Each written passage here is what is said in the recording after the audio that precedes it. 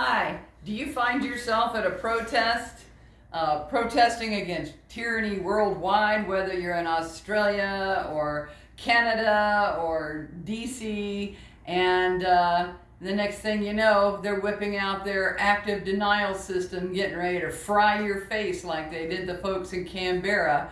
What do? Well, you use my handy dandy active denial system. This is it on one side, this is it on the other side, but when I flip it over, it unfolds and covers me totally with an RF reflective radiant barrier foil.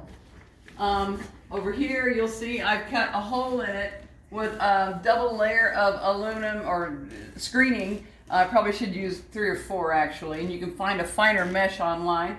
And the hole that I cut in the radiant barrier foil I used to make a little flap here in case you don't want to look through it, but that way you can see where you're going if you want to, and it may give you some eye protection. Also, it's easy to lug around. This one's about 6 foot high by about 3 feet wide. And all in all, if you were to make 40 of these, it would cost you a little over $250. And that's saying you got your cardboard for free somewhere.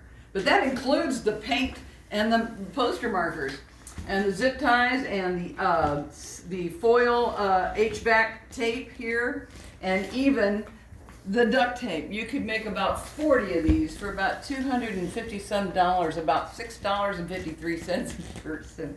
Imagine 40 of you standing side by side in a little parabolic C shape, just reflecting all that RF right back to where it came from. Anyway, hope you enjoyed that. I'll put the details in the description below, and so go out and get yourself your own active denial system.